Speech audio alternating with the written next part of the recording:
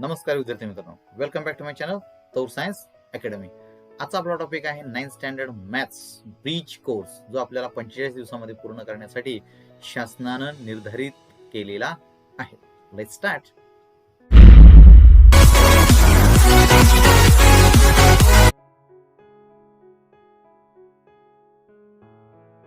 Second day bridge कोर्सचा. Second day मध्ये आपल्याला काय जाणून घ्यायचं आहे ते बघूया आपण. नैसर्गिक संख्या. नैसर्गिक संख्या म्हणजेच आपल्याला माहित आहे की नॅचरल नंबर्स. ओके. त्यानंतर पूर्ण संख्या. पूर्ण संख्या म्हणजेच होल नंबर. आणि पूर्णांक म्हणजेच काय असतं? इंटिजर्स. आणि परिमेय संख्या म्हणजेच काय असतं?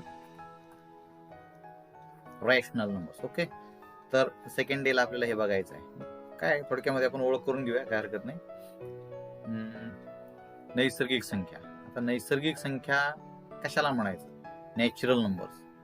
इथे बघा, आता नॅचरल नंबर सर्वांना माहिती आहे की नॅचरल नंबर कशाला म्हणतात. नॅचरल नंबर्सला आपण मराठीमध्ये म्हणतो नैसर्गिक संख्या किंवा मोज संख्या. ओके.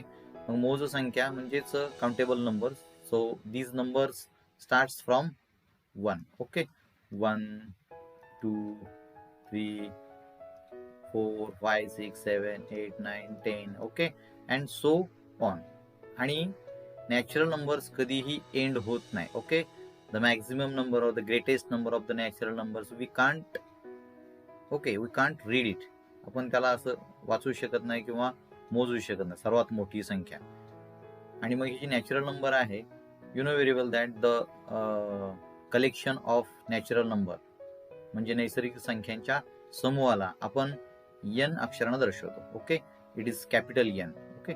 म्हणजे जर आपल्याला जर तो सेट लिहायचा असेल, संच लिहायचा असेल, नववीला तुम्हाला पहिल्याच धड्यामध्ये आहे बघा, it is written like this 1 2 3 dot dot dot. So we write dot dot dot because this set किंवा हा समूह कधीही न संपणार आहे. So instead of that we write dot dot dot 3 dots and curly bracket completed. So this set is written like this, natural numbers. Okay. Then whole numbers. पूर्ण संख्या. पूर्ण संख्या म्हणजे त्याला आपण काय म्हणतो इंग्लिश मध्ये? Hole number. होल नंबर्स म्हणजेच पूर्ण संख्या. आता नॅचरल नंबर्स आणि होल नंबर्स मध्ये काय फरक आहे बरं? So the natural number starts from 1 and the whole number that is पूर्ण संख्या कुठून चालू होतात रे? तर पूर्ण संख्या चालू होतात 0 पासून. एवढाच फरक आहे फक्त. झिरोचा, एका झिरोचा फरक आहे. 0 1 2 3 आणि पुढे अशाच न संपणाऱ्या संख्या असतात. That is the reason why we again put 3 dots or curly bracket inside the curly bracket, and this set or the collection of whole numbers, okay, is denoted by the capital letter W. Okay. So W is the set of. Set म्हणजे संच आहे, पूर्ण संख्यांचा संच, जो तुम्हाला पहिल्याच धड्यामध्ये सेटच्या लिहायला किंवा लिहिलेला दिसणार आहे. पूर्णांक संख्या. पूर्णांक संख्या हेही तुम्हाला माहित आहे. पूर्णांक संख्याला आपण काय म्हणतो इंग्लिश मध्ये? इंटिजर्स. ओके. आता इंटिजर्स जे आहेत ते काय असतात? तर संख्या रेषेची तुम्हाला माहित आहे. संख्या रेषेवरती है ना, संख्या रेषेवरती काय असतं? इथं मध्यभागी 0 असतो, उजवीकडे +1 +2 किंवा पॉझिटिव्ह 1 2 3 4 अँड सो ऑन. ह्या संख्या रेषेवरती आपण असं काढत असतो. म्हणजेच काय? तर पूर्णांक संख्या ज्या असतात, त्या पूर्णांक संख्या ज्या असतात त्याच्यामध्ये आपल्याला पॉझिटिव्ह आणि negative. So the collection of positive number and negative number with zero is called as integers. म्हणजे पूर्णांक संख्या ज्याला आपण म्हणतो, जो आपल्याला I अक्षराने दर्शवला जातो. कशाने दर्शवला जातो? I for integers. Okay. It is also written in this manner. Dot dot dot. Then you have to write -3, -2 in the reverse order, -1, then 0, and then 1 2 3 and curly bracket complete. Okay. Dot dot dot. So in this way we can write the set of integers म्हणजे पूर्णांक संख्याचा संच या पद्धतीने आपल्याला लिहिता येतो. त्यानंतर पुढे आहे परिमेय संख्या. परिमेय संख्या काय असतात? आता परिमेय संख्यामध्ये काय आहे? वरती जे काही 3 सेट तुम्हाला दाखवलेले आहेत, वरती जे 3 सेट कुठले दाखवले तुम्हाला? Natural number, whole number and integers. Okay. ह्या सगळ्यांचा कलेक्शन ज्याच्यामध्ये असतं त्या सगळ्या परिमेय संख्या असतात. म्हणजे ही परिमेय संख्या जी आहे, okay, so that rational number ज्याला आपण म्हणतो. परिमेय संख्या म्हणजेच काय इंग्लिशमध्ये म्हणतात त्याला rational number. So this rational number is denoted by the capital letter Q. Okay, आता रॅशनल नंबर जी असते ती लिहिण्याची एक पद्धत आहे, किंवा कोणत्या फॉर्म मध्ये असणाऱ्या संख्यांना आपण रॅशनल नंबर असं म्हणू शकतो. सो लुक ॲट हिअर, हे इथं बघा, rational numbers can be written in the form of m/n.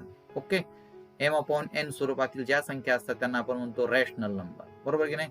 माझ्या याच्यामध्ये m जी आहे, m आणि n ते पूर्णांक संख्या असतात, म्हणजेच इंटिजर असू शकतात, आणि n हा कधीही शून्य नसावा. Okay, this denominator, okay, denominator never be zero, never be zero. Never be zero का बरं? फॉर एक्झाम्पल, एक आपण समजा एक्झाम्पल घेतलं की m ची जी व्हॅल्यू आहे, m समजा तुमच्याकडे किती आहे, 2 आहे, आणि जर आपण n ची व्हॅल्यू 0 घेतली, ओके, तर तुम्हाला माहित आहे की आपण शून्याला भागू शकतो, पण शून्याने भागता येत नाही. कुठल्याही संख्येच्या डिनॉमिनेटरला शून्य असू नये, कारण शून्याने त्या संख्येला भागता येत नाही, आणि त्याच्यामुळे ह्याचं उत्तर अनुत्तरित राहतं. It cannot be defined. Okay, so remember always the rational number in which the form of natural number rational number is m/n, in which the denominator, that is n, never be 0. आले का तुमच्या लक्षामध्ये? And the rational number, the set of rational number is denoted by capital Q. आले तुमच्या लक्षामध्ये? So this is how there are 4 types of numbers, that is natural number म्हणजे नैसर्गिक संख्या, ओके, त्यानंतर पूर्ण संख्या म्हणजेच होल नंबर, पूर्णांक संख्या म्हणजे इंटिजर्स, आणि परिमेय संख्या म्हणजेच रॅशनल नंबर. आलं तुमच्या लक्षामध्ये? याच्यावर आधारित आपल्याला लगेच एक स्वाध्याय आहे. मग स्वाध्याय काय आहे? So let us see what is the exercise given for you only. So just discuss about it. सर्वात मोठी नैसर्गिक संख्या तू लिहू शकतोस का? ओके, सांग बरं, किंवा सांगा तुम्ही, सर्वात मोठी नैसर्गिक संख्या तुम्हाला लिहिता येते का? नैसर्गिक संख्या जी आहे ती 1 पासून चालू होते. ओके, 1 2 3 4 5 कुठपर्यंत लिहिणार? सर्वात मोठी नॅचरल नंबर किंवा नैसर्गिक संख्या आपल्याला लिहिता येणार नाही. It is uncountable. अनकाउंटेबल म्हणजेच न संपणारी आहे. सर्वात मोठी संख्या आपल्याला सांगता येणार नाही. मला काय, तुम्हाला काय, किंवा कोणाला सांगता येणार नाही, कारण त्या संख्या कधीच न संपणाऱ्या असतात. That is the reason why we write ... instead of the further numbers. Okay, 3 dots always written. Now second question. Okay, the first question आहे, त्याचं उत्तर काय असणार आहे? लिहू शकतोस का? तर त्याचं उत्तर आहे नो. अलग लक्षामध्ये, आपण त्या संख्या लिहू शकत नाही. का लिहू शकत नाही? Because they are never ending. Okay, now दैनंदिन जीवनात पूर्णांक संख्याचा वापर कुठे केला जातो? आता दैनंदिन जीवनामध्ये पूर्णांक संख्याचा वापर कुठे केला जातो? जसं आपल्याकडं बँक आहे, बँकामध्ये जे असणारी जी काही खाती असतात त्याच्यामध्ये समजा बॅलन्स जर आपल्याकडे असेल किंवा काढलेला असेल, खात्यामध्ये रक्कम कमी असेल पण आपण जास्त वापरले असेल, तर ती निगेटिव्ह दर्शवली जाते. जास्त असेल तर ते पॉझिटिव्हने दर्शवली, म्हणजे मायनस मध्ये पण दाखवलं जातं. लक्षात. टेम्परेचर आहे, ओके, टेम्परेचर म्हणजे तापमान, मग ते मायनस मध्ये पण असतं प्लस मध्ये पण असतं. ओके, आलं का तुमच्या लक्षामध्ये? दैनंदिन जीवनामध्ये असणारं तापमान वगैरे, बऱ्याच ठिकाणी जे तापमान आपल्या ह्याच्यामध्ये फ्रीजर वगैरे त्याच्यामध्ये मायनस मध्ये खाली असतं, किंवा इथं पॉझिटिव्ह मध्ये सुद्धा असतं टेम्परेचर, प्लस मध्ये मायनस मध्ये. त्यानंतर दैनंदिन जीवनामध्ये आपण चष्म्याचा जो नंबर असतो है ना, चष्म्याचा नंबर आपण सांगतो -0.5 किंवा +0.5 असंही सांगतो.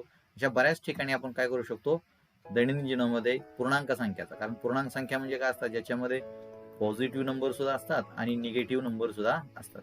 त्याच्यामुळे हे नंबर जे आहेत ते आपण बऱ्याच ठिकाणी वापरू शकतो. तुम्ही अजून आठवून बघा की तुम्हाला कुठे कुठे त्याचा वापर करता येईल. नक्कीच वापरता येतात. परिमेय संख्या नसणाऱ्या काही संख्या असू शकतात असं तुम्हाला वाटते का? परिमेय संख्या नसणाऱ्या, बरोबर आहे, परिमेय संख्या नसतात अशा संख्या आहेत की? ओके, असे तुम्हाला वाटते का? तर हो, आम्हाला असं वाटतं की परिमेय संख्या सुद्धा नसू शकतात. मग ज्या परिमेय संख्या नसतात त्यांना काय म्हणतात? तर त्यांना आपण काय म्हणतो? अपरिमेय. अपरिमेय, अपरिमेय म्हणजेच काय, त्याला आपण म्हणतो irrational number. Okay, so that irrational number जे आहेत ते पुढे आहेत. ठीक आहे, परंतु आपल्याला सध्या तर याचं उत्तर काय लिहायचं? हो. आपण असं म्हणू शकतो की परिमेय सांगणार नसणाऱ्या काही संख्या असू शकतात का? येस, असू शकतात. क्वेश्चन नंबर 4, अशी संख्या लिही की जी पूर्ण संख्या आहे परंतु नैसर्गिक संख्या नाही. Okay, so what you to write? We have to write the whole number. Whole number म्हणजेच काय? पूर्ण संख्या. आपल्या पूर्ण संख्या लिहायची, but it should not be natural number. Should not be natural number. मग आपल्याकडं whole number starts from 0 only. Okay, 0, 1, 2, 3, 4 and so on. And natural number starts from 1 only. 1, 2, 3, 4 and so on. Okay, so what is the difference between these? In natural number there is absence of 0. Okay, absence of 0. पूर्ण संख्या आहे परंतु नैसर्गिक संख्या नाही. मग आपल्याला काय म्हणता येईल? 0 लिहिता येईल ना मित्रांनो. So 0 is the whole number but it is not a natural number. आलं लक्षामध्ये? त्याच्यामुळे ह्याचं उत्तर काय असेल? 0 म्हणजे 0. आता क्वेश्चन नंबर 5, अशी संख्या लिही की जी नैसर्गिक आहे, पूर्ण आहे, पूर्णांकही आहे. ओके, मग आता तीनही इथे लिहून बघूया. हा कसला सेट आहे बरं? This is the W. W means whole number. This is the natural number. And आता इंटिजर लिहून बघूया. -3, -2 किंवा -1, 0, इकडे 1 लिहूया, 2 लिहूया, 3 लिहूया and dot dot dot. Okay, so what is the difference between these 3 sets? या 3 सेट मध्ये काय फरक आहे बरं? नॅचरल पण पाहिजे आपल्याला. ओके, नॅचरल पाहिजे, त्यानंतर होल नंबर सुद्धा पाहिजे आणि पूर्णांक पण पाहिजे. सगळ्या याच्यामध्येच अशी कुठली संख्या असू शकते? तर हा जर आपण निगेटिव्ह नंबर्स आणि 0, ओके, निगेटिव्ह नंबर्स आणि 0 जर सोडला तर 1 पासून पुढच्या सगळ्या नंबर्स आपल्याला काय म्हणता येतील? नॅचरल पण म्हणता येतील. ओके, है ना, नॅचरल पण म्हणता येतील, त्यानंतर होल नंबर सुद्धा म्हणता येतील आणि इंटिजर सुद्धा म्हणता येतील. त्याच्यामुळं अशी एक संख्या आली. आता एक संख्या आपण समजा 2 घेतली किंवा एक संख्या घेतली, मग 2 संख्या काय रे? It is whole number, then it is integer and it is a natural number as well. Okay, that's it. तर हा असा अतिशय साधा आणि सोपा स्वाध्याय होता. आपण आता थर्ड जो स्वाध्याय आहे किंवा थर्ड डे आहे त्याचा अभ्यास काय, त्याच्याकडे जाऊया. याच्यामध्ये काय शिकायचं मित्रांनो सांगा बरं? आता थर्ड डे मध्ये आपल्याला काय शिकायचं? भूमितीतील मूलभूत काही संबोध आहेत. त्याच्यामध्ये बिंदू म्हणजे काय? पॉइंट. बिंदू म्हणजे काय? पॉइंट. ओके, पॉइंट म्हणजे नेमकं काय असतं? त्यानंतर रेषा म्हणजेच काय? It is a line. रेषाखंड म्हणजेच काय? सेगमेंट. ओके, त्यानंतर किरण म्हणजेच काय? Ray. So all these things we have to learn in this third days bridge course. Okay, मग आता जरा आठवूया म्हणतात ते. जरा आठवूया म्हणजे हे सगळं तुम्हाला माहित आहे की इथं फक्त मॅच द फॉलोइंग करायचं आहे. हो, मॅच द फॉलोइंग, त्यासाठी इथं गट अ आणि गट ब केलेला आहे आपल्याला. तुम्ही मला सहजासहजी सांगू शकाल किंवा ओळखू शकाल की याच्यामध्ये रेषा कशाला म्हणायचं, बिंदू कशाला म्हणायचं, किरण कशाला म्हणायचं आणि रेषाखंड. Okay, so what is this diagram about? What is this diagram about? Okay, what is the match pair? सांगा बरं. This is the segment. Okay, segment आहे. सेगमेंट म्हणजे रेषाखंड. ओके, म्हणजे ही काय आपली रेषाखंड आहे. रेषाखंड म्हणजे ज्याला आपण म्हणतो in English segment. Okay, what about this? याला 2 एरो आहेत. ज्याला 2 एरो आहेत, व्हॉट इज दिस? 2 एरो किंवा 2 बाण असणारी जी असते ती असते रेषा. ती काय असते? रेषा. रेषा in the sense in English it is called as line. Okay, now what is this black spot? This spot is a point. So here is your point. Point म्हणजेच मराठीमध्ये आपण त्याला म्हणतो बिंदू. In English it is called as point. आलं तुमच्या लक्षामध्ये? नाव the remaining thing, fourth thing. आता हा काय? याला फक्त एकच एरो आहे कुठल्या तरी एका दिशेनं. सो आपण त्याला काय म्हणतो? It is a ray. So where is your ray? In Marathi it is called as किरण. So this is the match pair. Ray म्हणजेच काय असतं तुमचं किरण. एवढं जरी आलं तुम्हाला माहित झालं तरी आपल्याला बऱ्यापैकी आकृत्या काढताना कळतं की सेगमेंट काय आहे, लाईन सेगमेंट काय आहे किंवा लाईन फक्त काय आहे, what is been by ray and what is been by point. Okay, मग याच्याशी संबंध असणारा जो दुसरा भाग आहे त्याकडे जाऊया आपण. रेषा. तर रेषे संदर्भात काय, रेषा in the sense line. Okay, line.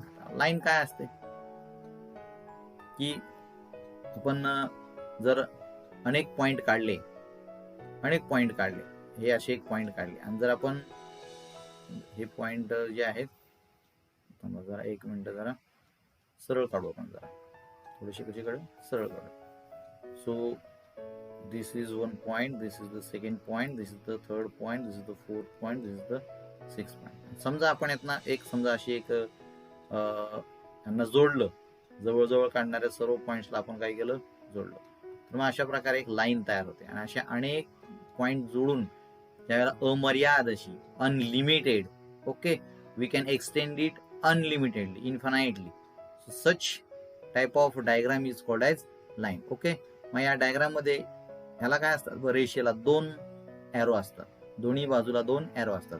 कुठे तुम्हाला अशी डायग्राम दिसली की ज्या ठिकाणी तुम्हाला दोन्ही बाजूला काय दिसतील, एरो दिसतील, so this is the line. लक्षामध्ये तिथे दिलेत, रेषेवर कापून दोन्ही बाजूने अमर्याद आहे अशा बाणांच्या टोकाने दाखवतात, बरोबर.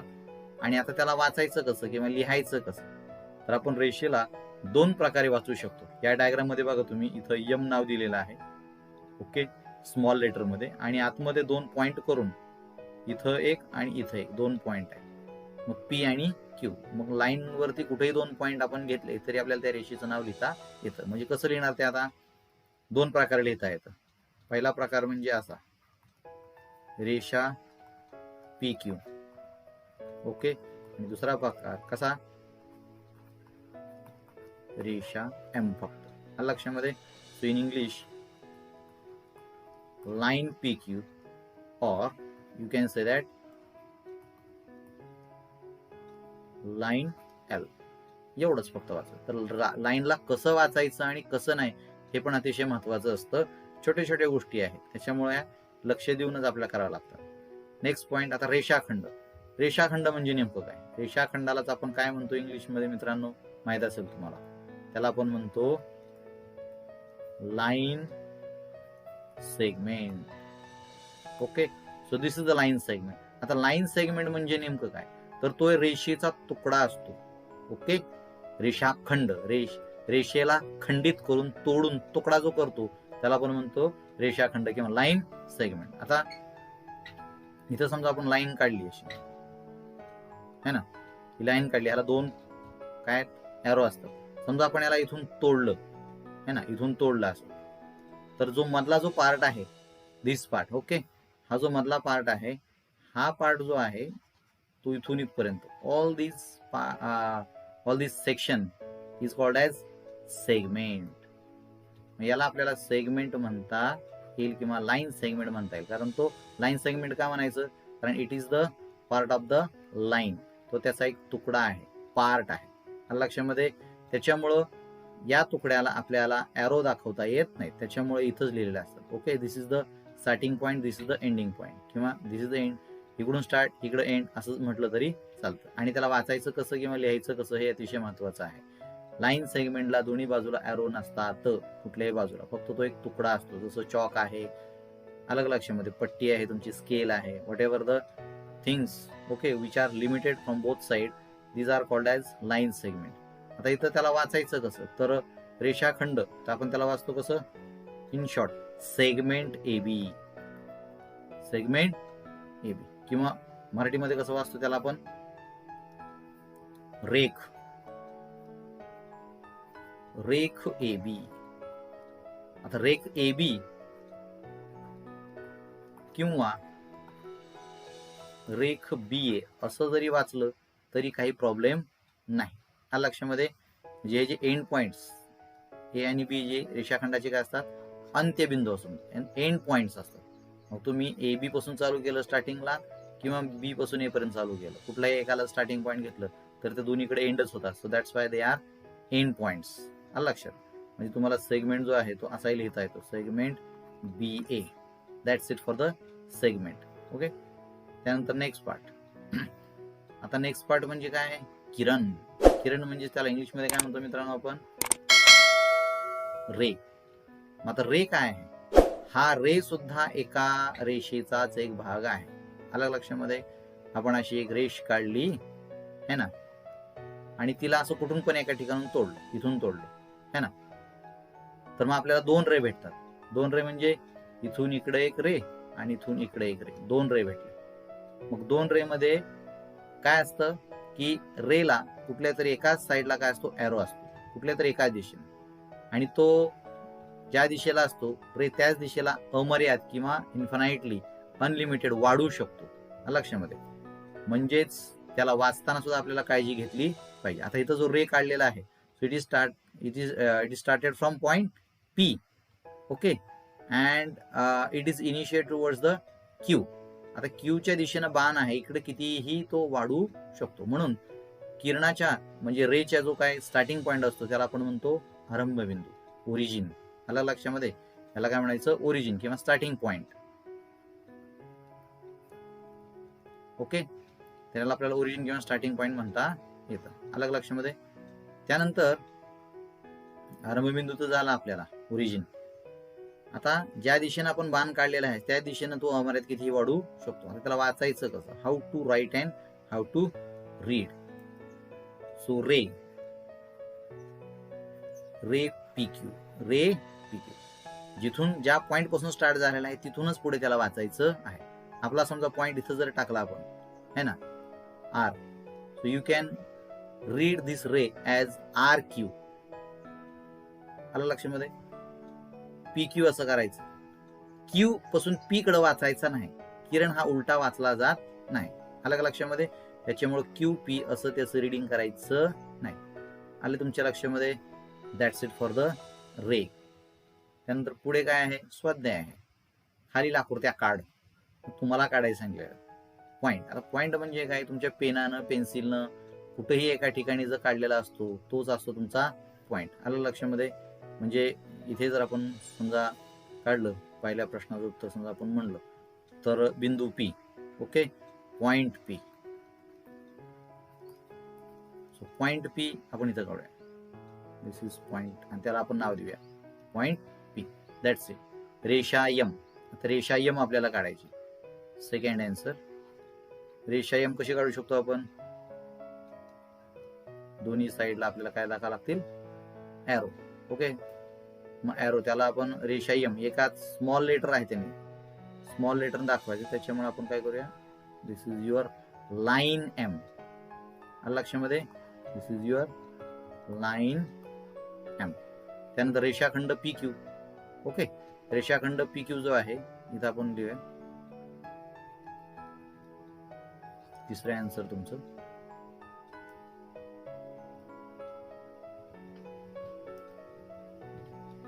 तिसरे आन्सर रेषाखंड PQ. ओके. रेषाखंड PQ म्हणजे साधं सिंपल आहे. काय करायचं, लाईन ओढा, इथे एक पॉइंट तुमचा end points. Okay. End points आपण ज्याला म्हणतो अंत्यबिंदू. इथं तुम्ही लिहा P, इथे लिहा तुम्ही Q. Okay. This is your segment PQ किंवा रेषाखंड PQ. नाव फोर्थ वन. आता चौथं जे आन्सर आहे किरण MN. ओके. किरण MN म्हणजे तुमचा काढायचा आहे रे MN. कसा काढू शकता मग तुम्ही,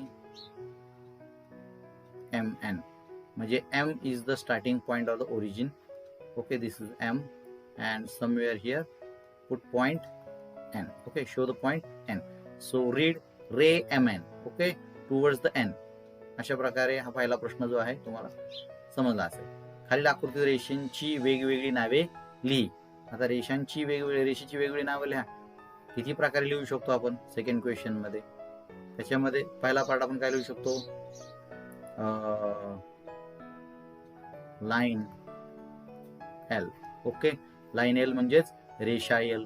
त्यानंतर अजून काय लिहू शकतो, लाईन AD. ओके. त्यानंतर लाईन AC.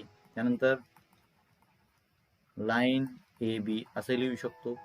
त्यानंतर आपण लिहू शकतो लाईन बी डी. ओके, त्यानंतर आपण लिहू शकतो लाईन बी सी. अजूनही नावं लिहिता येतात, लक्षात. ते आता तुम्ही लिहा की कशा पद्धतीने त्या रेषेची नाव लिहू शकतो. लाईन एल जे आहे ते मात्र एकदाच आपल्याला लिहिता येतं, कारण त्याला एकच ते एल नाव दिलेलं आहे. ओके, परंतु बाकीची जी नावं आहेत इथं ए बी सी डी याच्यानुसार त्या रेषेची अजून बरीच नावं तुम्हाला लिहिता येतील. So that is what the exercise from 3rd day. लक्षामध्ये. त्याच्यानंतर आपण 4th डे सुद्धा बघणार आहोत, परंतु नेक्स्ट व्हिडिओमध्ये.